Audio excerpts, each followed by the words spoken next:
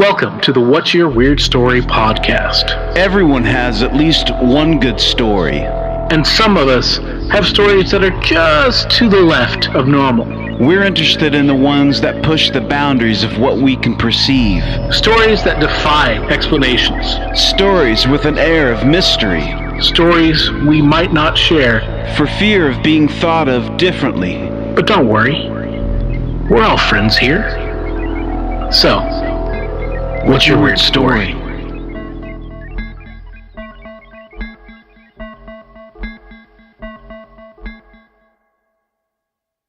Hello, everybody. Welcome to the What's Your Weird Story podcast. This is Barry Johnston with my co-pilot, Adam Beebe. Hey, Barry. How's it going? Really good, man. Feeling good. So we got to tell the people that we came back from a little trip we took. Yeah, we mentioned it in last episode with the Hubbards, how I came down and met up with you and Jeff, and we went down to Honobia, Oklahoma, for the Oklahoma Bigfoot Fest. Yeah, that was a trip, man. It was literally a trip. It was a long... I've never been down there. It was a long haul. We got down to the scary parts. Yeah. It's a different type of Oklahoma. You know, in our part of the world, we don't get to experience very much of, but it was a lot of fun. And I didn't really know what to expect. Yeah, you know, I didn't either. And, well, yeah, like you said, it's a whole other world from where we grew up, our part of Oklahoma. We were very much in the plains part, the very flat farmland part. Not a whole lot of trees, but, man, we were down in the mountains and with trees. Yeah. And people had a thicker draw, you know? Yeah, dude, for sure. It was pretty cool because when we got there, we pretty much went directly to the festival the first day just to check it out, get the lay of the land. And, you know, it was real simple. They had some vendor booths down there. They had some real good food. They had a lot of good food. Wasn't it good, man? I think I had the Cajun food a few times, and they had some pretty neat vendors that sold some pretty cool stuff. And we actually got into a conversation with one of the guys who shared some pretty cool information with us about Sasquatch. We met some people while we were there, and we're going to try to get them on in the future. We heard some great stories, people just opening up and telling us stuff, and it was fantastic. And a lot of stories that we collected down there, and there was a lot more Bigfoot-type action that happens in Oklahoma than I had ever imagined. Well, that part of the world is kind of fit for it because it's thick wilderness, man. You know, that's true. We had a cabin that was out in the middle of nowhere, and at night we would sit out on the porch on the balcony, and we would just sit there and have some drinks or have some food and just listen, because the coyotes and whatever else is out there, just, you know, they're all singing, and it's pretty incredible. You could tell where maybe some of those stories could come from. You know, there may have been some hooping at some Bigfoot type hooping attempts made by people in our expedition. Yeah, but no responses that we're aware of. Yep. But we did manage to turn on a little field recorder, and we're going to try to whittle away some of that nonsense into some kind of bit of an episode. Probably be like a special episode or a bonus episode in the future. So that's something to look forward to. Yep. But it was a lot of fun. Yep. It was a lot of fun. Yeah, it was great. So you and me and our buddy Jeff Hubbard from the past episode, we discussed the podcast in general and how it's going and how to make improvements and additions. And so you might be hearing another voice on here occasionally. Yeah, we're always thinking about different ways to improve and to make things better. So with all that out of the way, Barry, we should probably get to our guest today. Yeah, today is a really good storyteller by the name of Bucky. He's your friend, and he's got some real weird ghost-type stories, which are always welcome. I mean, it's amazing how people have these stories that they're real near and dear to their heart, and you can tell, as far as their experience, that it definitely happened to them. Yeah, and Bucky's he's got a lot of stories, but the ones he's got for us today all are directly tied to his family. They're really cool. You know, they're weird, they're strange, they're beyond the normal by all means. They're funny and they're touching, and so I guess we should get Bucky in here and have him tell his tales. So without further ado, Bucky, welcome to the podcast. What's your weird story? Okay, so where do I start? Well, so I guess the best part to start at is I was about between the ages of 7 and 10, let's say 8 for the sake of everything. It's about 8 years old, and I was at my grandfather's house, which I spent a lot of time at as a kid. I was like, pseudo raised there and wherever else I was going to be. And I remember I was hanging out with my cousin Jeffrey, and it was snowing on the ground. This is going to go like way further from this, but so it starts where just let it go, man. We got time. Man. It's the more you can set it up with the details, and the more you're painting the bigger picture for our audio, for our listeners, because this is it's the audio medium, so it works out great when you're just you're giving us all that detail. So right carry on. So yeah. So anyways, we're outside. It's snowing on the ground, and we're building a snowman, or we're trying to build a snowman, and Jeffrey's ruining it, because he's not a very nice kid at this point. Nobody likes spending much time with him, and I was just kind of forced to because it was at my grandparents' house. So we're making a snowman, and trying to make a snowman, and my grandmother comes out of the house, stands on the porch, and is yelling at us to come inside or do whatever. And then while she's out there talking to us, my grandfather walks out of the house right behind her and says, he's like, he's like pointing at his eyes, and he's like, look at my eyes, like, what's going on? And all I remember hearing her say was, she looked at his eyes for a minute, like she looked in and like looked close, and she goes, well, that's jaundice. And then I assume they both went in to both go look at it in the mirror and talk about it or whatever.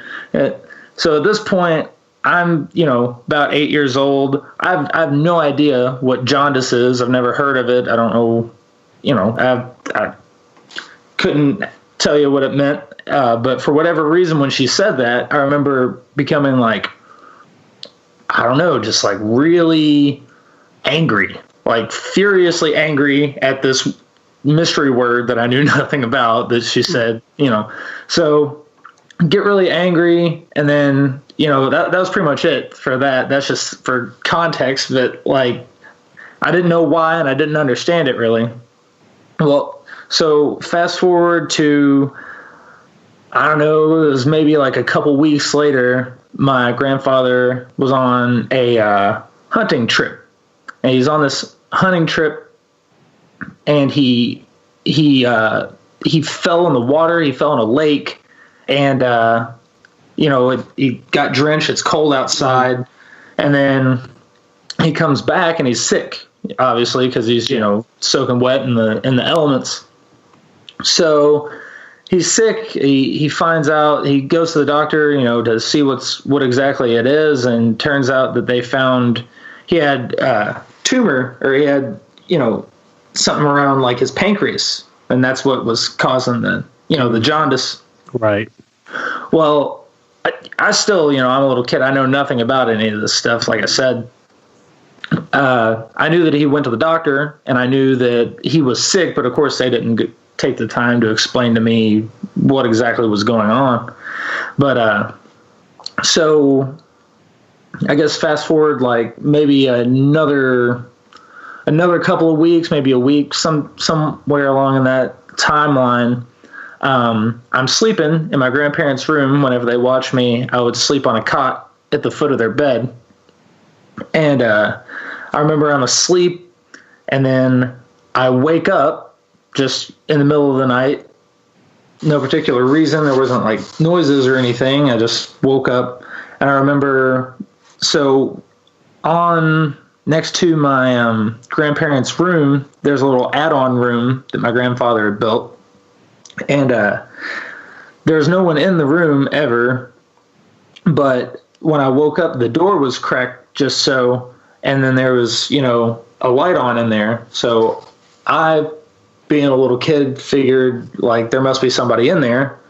So I get up. When I get up, I look to the left, which is where my grandparents' bed is, and they're both in bed asleep. And I see them both there, and there, just sleeping like normal. Everything was completely casual and normal. So you just wake up, just kind of like probably out of a dream. You just wake up normally, or was it kind of like a sensation of some kind of like, or was it normal, or was it unusual to wake up in this manner? Honestly, when I was young, I had kind of like, I don't know, my sleeping patterns were all weird, and I kind of had like insomnia, and like I was, but I don't remember anything particularly strange about waking up this time, but it was so long ago, I can't really say. But anyway, so the doors cracked open, there's a light on in the room, and I knew that there was nobody else in the house.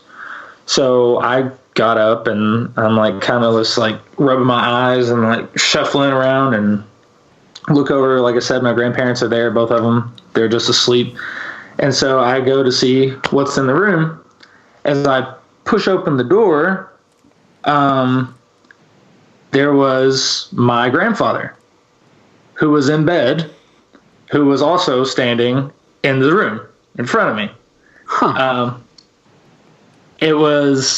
I knew it was him. It was his face, but so my grandpa was kind of a big guy, burly guy, and he was a larger fella. He drank a lot of beer, big beer belly, everything. And I noticed that, like, it's him. I know it's him. I'm looking at him, but he's not big and burly. He's like kind of skinny. He's more skinnier sort of dude. And I noticed that his eyes were like yellow, like not just like, a tinge of yellow, but they were really yellow, like glowing almost, but not, I don't know if they were glowing, but it was really, my eye was drawn to it. It was different. Wow. Yeah.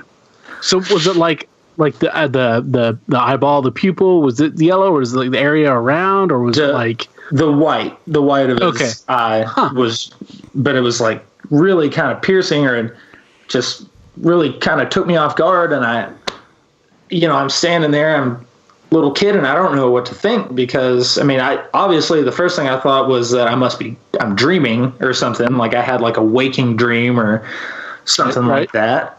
So I look at it, I kind of step back and look over in the bed, and there they both lie still. And then I look back into the room, and there he is. Wow. So are you freaking out at this point, or are you still trying to put it together? I don't know if you aren't, but I certainly am freaking out at this point. Yeah, no kidding. Well, I was scared, I guess, but I wasn't necessarily freaking out, because I, like you said, I couldn't really put it together. I couldn't understand exactly what was going on. Yeah. And so I was like, I said, Poppy. That's what I called him when I was a little kid. I would say, Poppy. I said, hey, Poppy. And he just looked at me. He didn't say anything. And then I said again, I said, Poppy. And he just looks at me, doesn't say anything. He's standing really still. Like, he's there, but he's just really still. Like I said, weird version of himself, skinny, yellow eyes. And he doesn't say anything. He just looks at me. And I really didn't know. I didn't know what to do or what to think. And so I imagine that I didn't know what to do. So basically I shut the door behind me, and I went and woke him up over in the bed. And I asked him why he was in the other room. Right. Yeah. So he's, as you do. Just imagine now for a second what it would have been like for you to be woken up by your grandkid, one of your grandkids, saying, "Why are you in the other room?" Yeah, I mean, imagine. Yeah, no kidding. Oh man! I would imagine that your confusion at that moment of being woken up and asked that question must match the same kind of like what expression that is going on you, which would have been you, Bucky, that asking that. That's just. It was interesting. I asked him, and I just woken him up and startled him or whatever. And he's like, not that he was he wasn't really a super stern guy or anything. He was actually really nice, but he kind of just wrote it off. He's like, what do you, he's like, you're having a dream or, something to that effect. He's like, just go back to bed and don't worry about it. And he said, why's the light on in the room? And he's like, did you turn the light on? And I was like, no, it was on. The light was on. You were in there and all this. Blah, blah, blah. Yeah, right. And he's like, he goes, go turn the light off and go to bed. So I'm like, okay. So I go and I was like, I'll show you. And I like open the door. And then, of course, to make me look crazy as a little kid, there's no, it's not there. It's just the lights on. And I'm just, mouth agape. Just like so confused, and he said, "Turn the light off and go to bed." So then I did turn the light off, shut the door, and then went to bed. Of course, didn't sleep. Just like clutched the covers. Didn't want to go to sleep. Stared at the ceiling. Yeah. So, anyways, so I see that, and go to sleep, and eventually whatever, and then wake up the next day, and I didn't really ask him anything about it. We kind of just blew over and didn't say anything about it for a long time. So as it turns out, when he had gone to the doctor, they had found pancreatic cancer is what he had. And so over the next, 6, 7, 8 months, I slowly watched my grandfather turn into the other version of him that I saw in that room. Wow. And, it was always really, I never mentioned it to him or anyone else for like a long time because he was so quick to have written it off in the first place. But to the T, as he like went through chemo and all of this stuff and lost his appetite, he lost a lot of weight, and then his eyes got, they didn't get to the glowing, really super yellow like I had seen in this thing, but that's what it looked like. Wow. And by the time he was, finally, because that's a rough cancer, by the way. It's like one of the worst ones you can have. Yes. And towards the end, right before he was admitted to the hospital, like for the last time, pretty much, he looked, like the spitting image of this, whatever I had seen inside that room. Wow.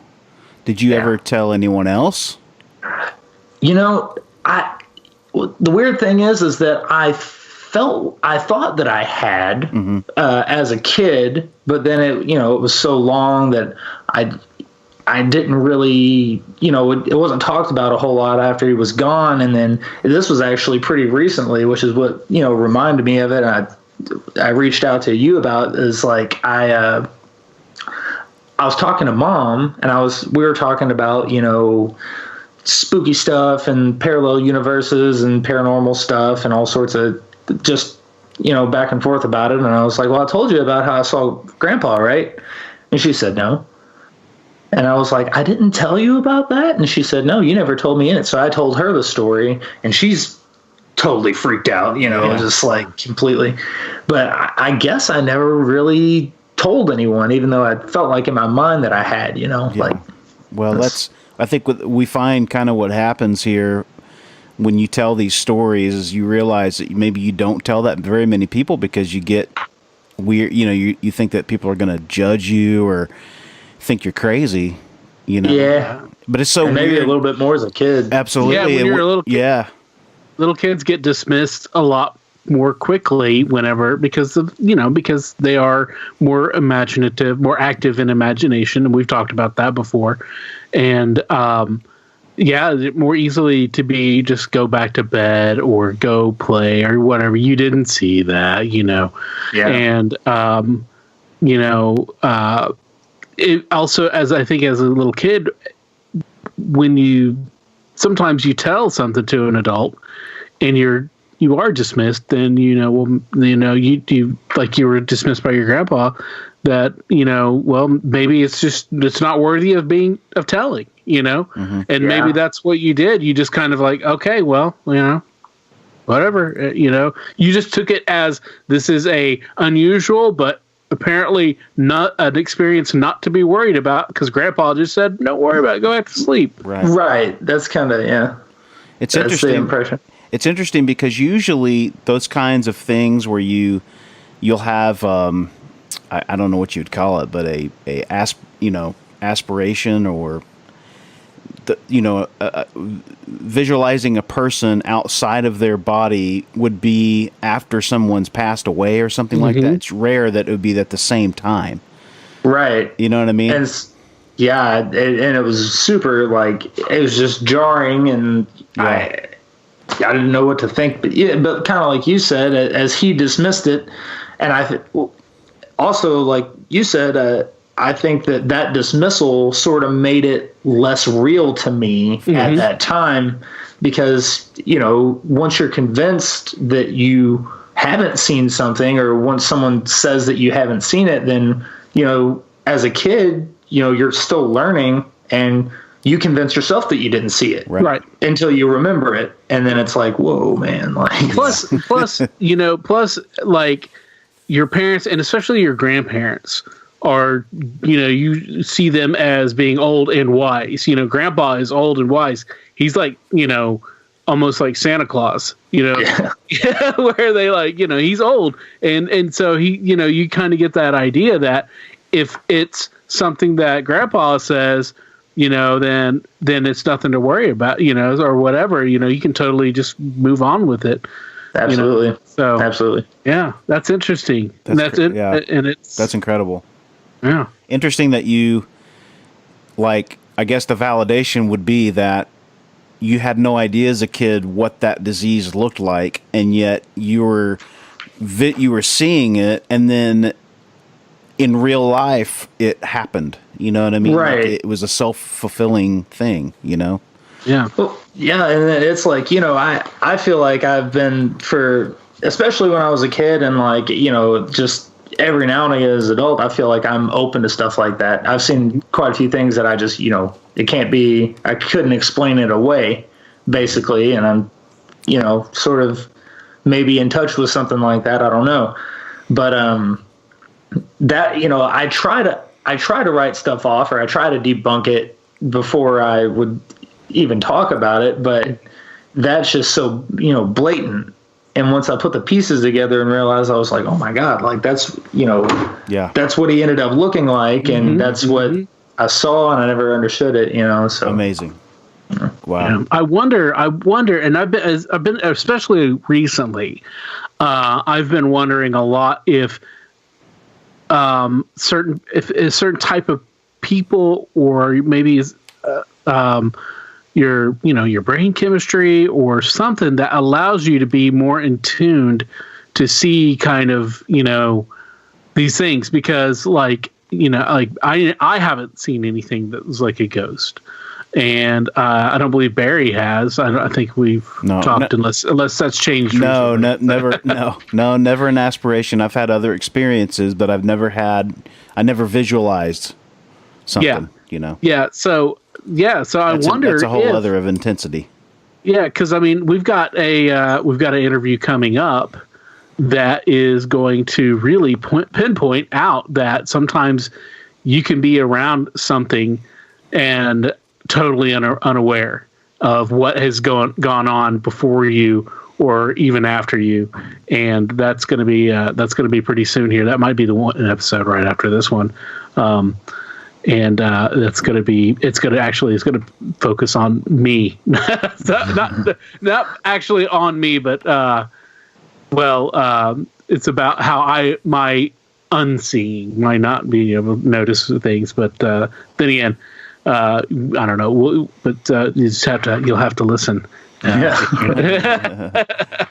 Well, I imagine that, like, I think that a lot to do with it, because I've met people throughout my life that sometimes I tell them a story, or I'll be like, there's something spooky about that. And, they're really quick to just say, like they dismiss it straight off or whatever. And I've talked to some people that are like, hey man, I've seen stuff too. Mm-hmm. You know what I mean? So I think that just the sheer, just being even a little bit open to it, and realizing the idea that there might be something to it, might even set you more in tune with things like that. Yeah. Whereas most people just like straight away, their mind is sort of programmed to not let them go there at all. Absolutely. Like they don't even explore that. Yeah. So if you don't explore it, then you can never, I mean, you're not going to see it. Right. I mean, or you probably won't even remember it. You know what I mean? Like, yeah. Those are dangerous and uncharted territories. You know what I'm saying? And so for some people just can't, they don't, it's like they want to live in the, which is fine. But yeah, I mean, when you've had an experience, that is, you can't explain it.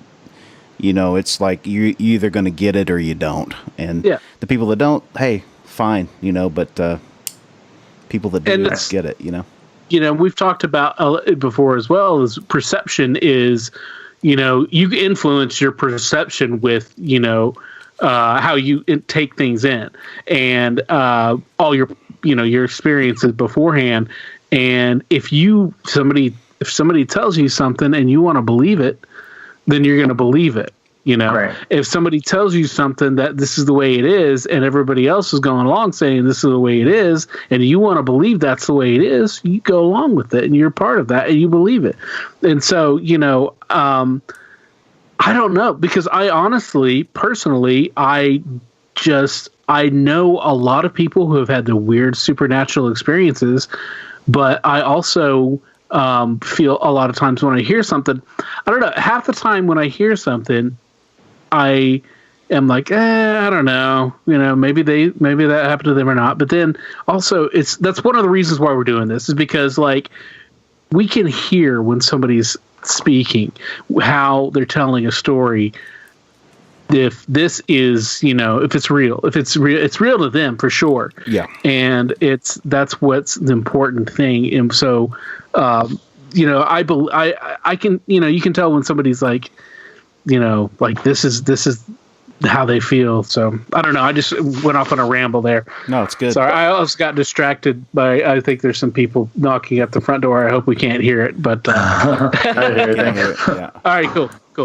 I think that what you're saying is like, is important. I mean, I think it's important to have some degree of skepticism towards everything. Oh, yeah. And if I try to, I try to take everything with a grain of salt, and, and I listen to what anybody has to say. But I mean, if you legitimately have exhausted all to your knowledge, scientific outlets, all the things, and then you're still left with like, what the fuck is this? Like those are the things where I'm like, dude, I don't know. Like, how do you explain it? It has to be something, Yeah. Yep. And that's the thing, is we can only measure so many things scientifically, Yeah. And even still we're still learning with how to measure things more accurately and better with our science, you know. Right. So, yeah. For sure. Wow. Cool. Good one, man. That's a good story.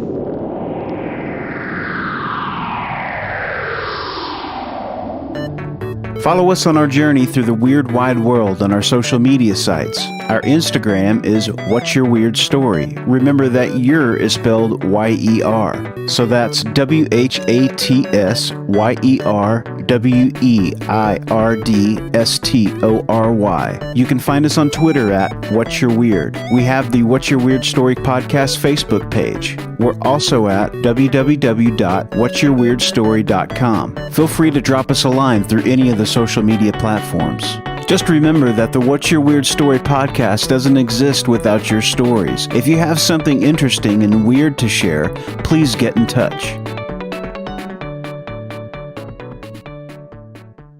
Now, you at the beginning of your story, you're talking about the building of the snowman. So, did you ever finish the snowman? No, actually, I told you I got this weird feeling of like, this rage, and I didn't understand it. So I smashed like, it's funny because me and my cousin are building the snowman, and then like we're at the bottom or whatever, and she says this and whatever made me mad, and I just went, My cousin was really mad at me, but I was mad at him too because he sucked. Okay. Now this this brings me around to another point, is because as we had talked before that something else strange happened, and it involved I think you said your great grandfather and your cousin. Yeah. that was so my I guess for a little bit of context, my cousin was really like a hyperactive, like he was just I was a little asshole kid, but he was just a real like problem child, as in like he's hyperactive. He was just, ultra mischievous. I feel like a lot of kids are, they get into stuff, and little boys, and they're, they do things, but he was just, he was that without like the conscious part of it. Like it's like he didn't. Okay, so give a shit. All right, so like if we're making analogies here, you were problem child from the movies Problem Child, little redheaded kid that was mischievous, but right. He was Damien from The Omen. He's just, I don't want to give him Damien because Damien was at least a strong silent type. Jeffrey was just, I don't know how to explain it, man. He's just, if there was shit going on, Jeffrey was attached to it. If he was around something, like it was a definite thing. Yeah. He would he lied to everyone constantly, and I don't even know how to explain it, but he was just something about it. I think we all at least knew one kid like that growing up. But Barry and I can definitely pinpoint. Yes, we can. I think we're thinking of the same person. Yeah. If we couldn't say any names, Mum's but Well, so anyways, Jeffrey sucks, and so the what I was talking about before was at my grandfather's house. This is like years later when I'm in high school. So I'm in high school, and I live directly across the street from my high school. Next door to us lives my great grandfather, my great aunt, and Jeffrey. And we're next door neighbors, and like, we're related. It's all in the family. So we're always at each other's houses and whatever. And, my great grandfather is 80 some odd years old. I think he was 82 when he died. So he was 82 because this is right around that time. He calls me on the phone one day, and he's frantic. And he's not like a frantic sort of guy. He's really cool. Just always really chill, garden, really calm sort of dude. And he'd call, he's like, get over here. I don't know what's going on. There's shit flying everywhere, and Jeffrey and all this stuff, and I don't know what's going on. Just get over here. So I hang up the phone. He's really, at this point he's an older guy. He's on oxygen and stuff. So I thought there's some emergency. So my friend Brian was with me at my house, and we fly out the door and fly right into his door next door. And I get in there, and he's trying to catch his breath, and he's like trying to tell me and there's stuff broken. There's just stuff like had like fallen off shelves, and there was this Lego helicopter that Jeffrey had made that was like smashed into a million pieces all over the ground. And he starts to tell me and Brian, who is also, somebody I mentioned Adam was, I spent a lot of time at his house as a kid, and his house was just straight up like his family was on the news and was on, talk shows and stuff like that because it was supposedly haunted. So he's open to this type of thing. And so we go over there. My great grandfather's telling us about, he's like, I don't know what the hell's going on, but there's, this vase. First the vase fell, and then that Lego helicopter fell and smashed everywhere, and it's just, I don't know what's going on. And so me and Brian are kind of don't know what to, think. He's obviously not, he's not demented, or he's just normal. He's just really freaked out. So, okay, so you responded to the call and you went over there and with your buddy. And was your great grandpa and Jeffrey, your cousin Jeffrey, was there as well? Mm-hmm. Yeah. And how old was Jeffrey? Oh, at this point he must have been maybe 10 or 11 or 12. Okay, so still a young guy. Still a really young guy. Okay. Yeah. And so he tells us this. He tells us the stuff that's happening, and so we're like, we don't know what to think. We're kind of just standing there. We're like, okay, well, and I think I even started to like pick some of the stuff up and like, get it together. And as I'm picking stuff up and Brian's just kind of standing there, a picture flies off the wall and hits Brian in the shoulder and falls to the ground. How far away from the wall was he? I mean, he wasn't super far. I mean, maybe 3 feet or so, but like, it couldn't have fallen, It launched off the wall. And wow. So we're like, what the hell is that? Was it a picture of Jeffrey? I don't, I can't say for certain, but I don't think it was. I think it was just another, family. There was a lot of pictures on his wall. Yeah. So, still yet we're not, I don't know. I didn't see it hit him. Brian's like, that picture hit me. And I'm like, dude, I didn't see it. But then after that, we hear something in the next room fall over. It's like we go in there and there's a candle, glass jar candle, whatever, that had fallen down and broken. And so we're going room to room and we're chasing this, crashing and stuff that's going on. And every time we get into a room, there's nothing there, but something else is broken. Wow. Oh, man. And we do this. I mean, it must have been 20 minutes that it was just happening. Like, it just kept happening to the point where we're just like, okay, we're going to stand still and we're not going to go from room to room because that, if anything, that's perpetuating it, something like that.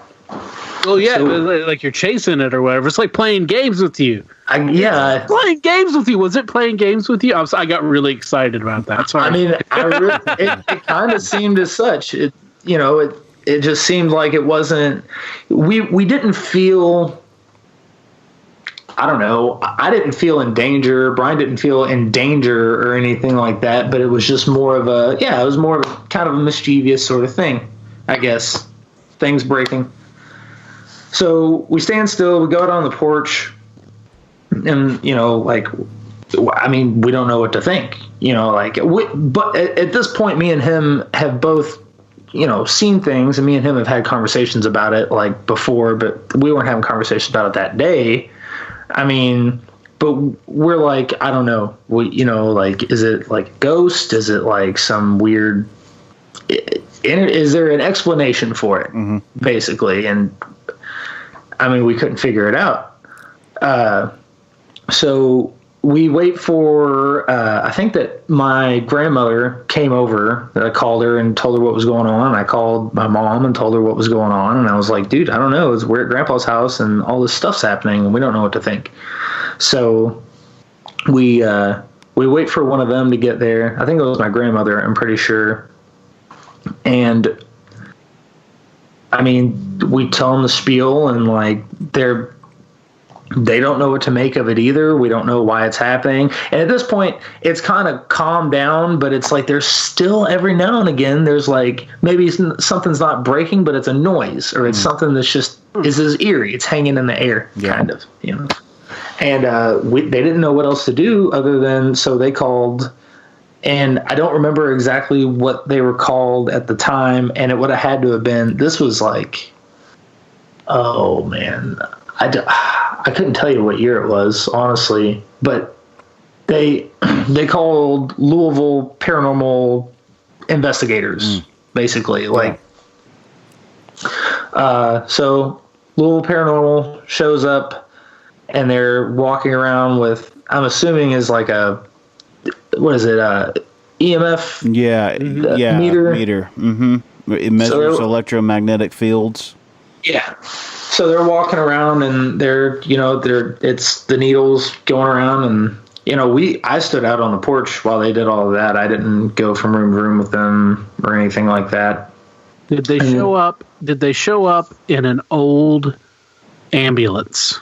They didn't show up in an old ambulance, but they did show up in an old van. So I was curious how Ghostbusters centric they were. No, that would have been awesome. I would absolutely. That would just be the best thing ever if somebody showed up. You called up. You're having. I mean, I would laugh. It would lighten the moment. Lighten the mood. I'd be like, this is great. These guys, they have a sense of humor about this spirit from the netherworld that's haunting us. That they got it. So that's cool. That's cool. All right.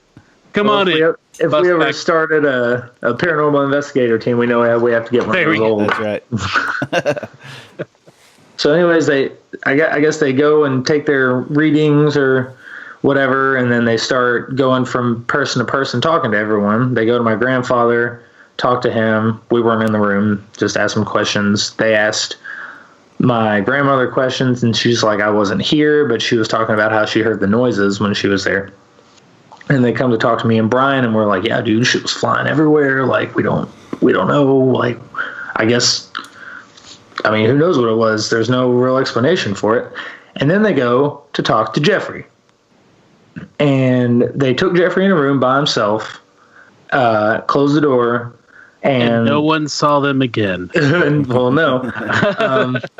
Not yet, I guess. But so they go in there and talk to him, and they come out, and this was a while ago, so they basically what they said was they were talking to Jeffrey, and that they, through all of this, had determined that he had this negative air about him. Like he was just a little ball of energy, but it was like bad kind of energy, like negative energy. Yeah. And like frustrated negative energy. Mm-hmm. And they said that of course, we weren't in there to attest to this, but I believe them because of everything that we had just seen. They said that what they were in there talking to him, that one of the books that were on the bookcase came off of the bookcase as they were talking to him. So that's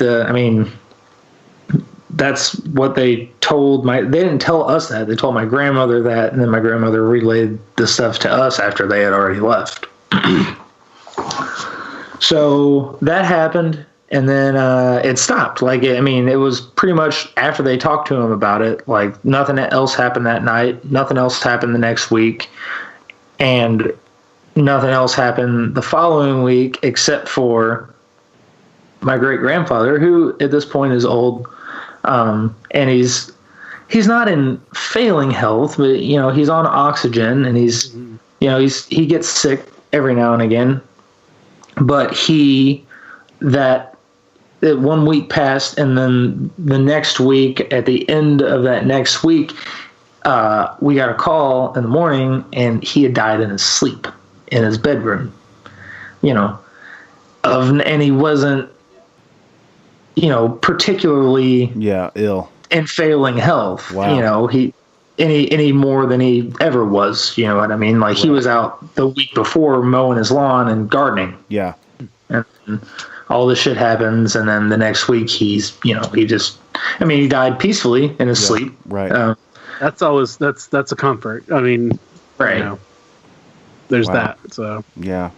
So, I could never. I don't know if that. And I don't even know if it's related. It just seems odd to me that that happens right after that happens. Yeah. Mm-hmm. That's crazy.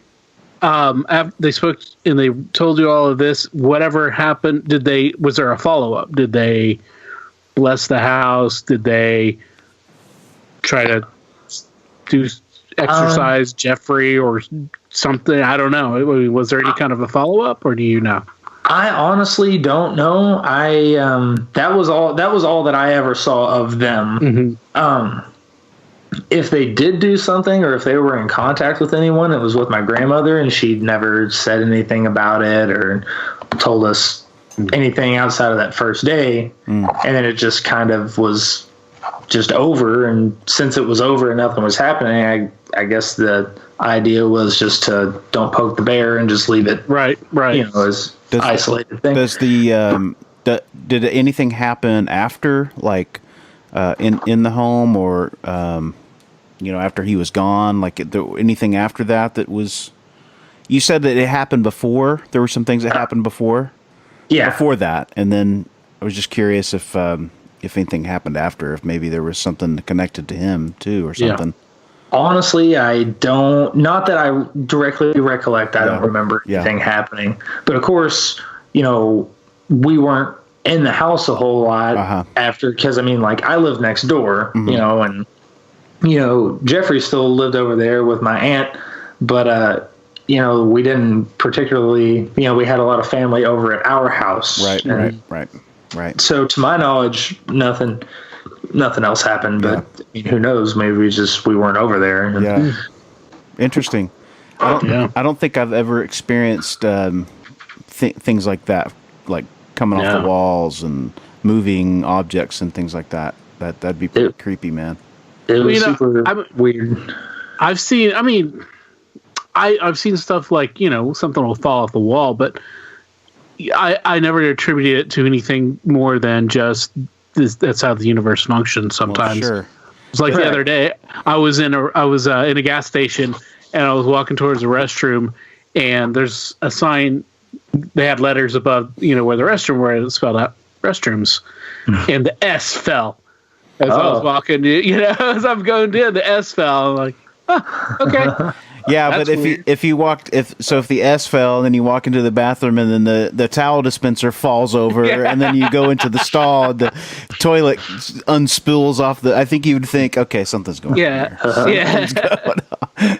If I walk inside there and someone asks me if I'm the gatekeeper, I'm turning right back. No kidding. So like after all that, like how many items would you say like were moved or fell or? Okay. So there was the Lego helicopter, and the Lego helicopter happened before we were there, and there was a I don't want to say a vase, but like it was a little like a mason jar glass or whatever that had flowers in it. My grandfather was a gardener, so that had fallen over and broke everywhere when we had already gotten over there. Once we got over there, that's when the picture hit Brian. And then we hear click in the back of the room, and we go back there, and then there was I think it was like a pop can or something like that which again, like a soda can's pretty light, and it could have, but there's no one in the room, and it's just, and with everything else going on, it's a little suspect. Yeah, we're up to like 5 items, or something. So right, and then there's a pattern emerging here. It was hard. It's hard to remember, but I remember there was something else like in there was a little laundry, like not a room, but like a little laundry nook that was next to the kitchen where we went in there, and there was a couple things that had fallen off the shelf while we were in another room. So, but the only things that we were in the room for, me and Brian, I believe my grandfather when he said that the other stuff was flying around, but the only things we were in the room for was that the picture hitting Brian, and then I think that there was one of the rooms we went into, maybe it was the room with the soda can, that there was like another noise or something that it happened that maybe, I don't think anything fell over, but we were just like really just. It was tense. Yeah. You could feel the tension. Yeah. And was Jeffrey always in the room with you whenever you were going through the chasing it around? He wasn't every time, but he was in the room with my grandfather. Mm-hmm. So, as we're going to these other rooms, he's in there with the grandpa. So, like, we don't, Gotcha. So he was around. So. And he was, like I say, I wouldn't put it past him to have like him been doing this like physically. Yeah. But if he did any of it, he didn't do all of it. You know what I mean? Right. Interesting. Wow. Yeah. Wow. Man. Good stuff. Crazy. Yeah, dude. All right. You got anything else, man? Nothing that's like really outside of just like little weird spooky coincidences that have happened and like honestly continue to happen. I think if you look at anything for long enough or actually look at something, you can see that there's weird stuff around. Yeah. Just depends on how aware you are. That's cool, man. Thank you so much for dude. Thank you guys. This has been fun. I like talking about this stuff.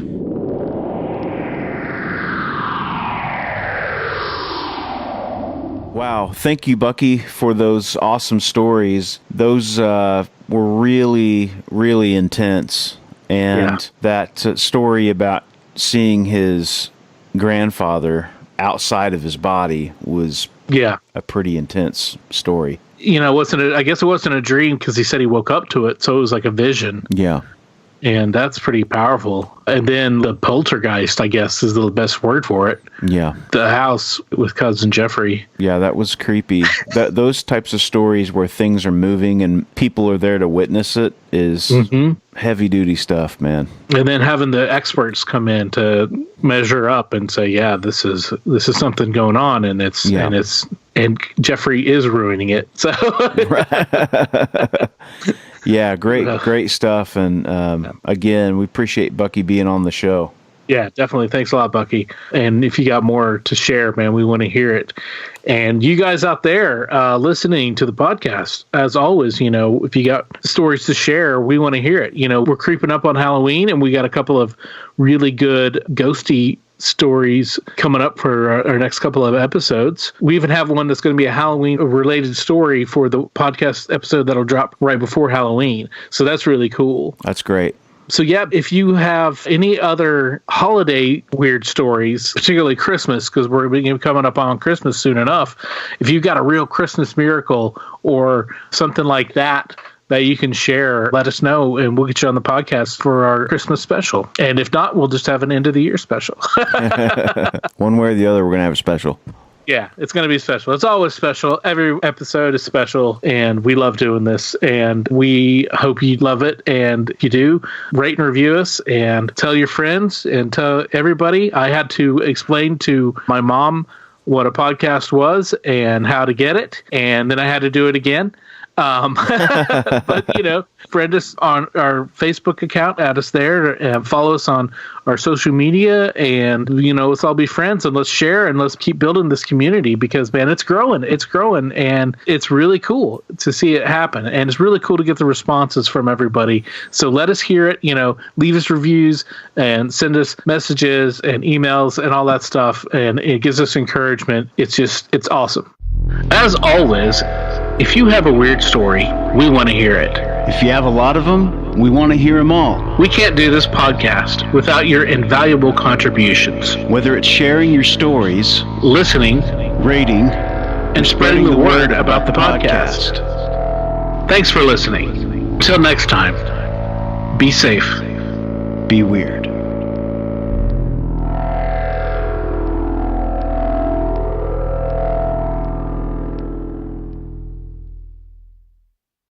The stories presented on the What's Your Weird Story podcast are, to our knowledge, true experiences that our guests have had. We can't take the time to research all claims made, and besides, it's just not as fun.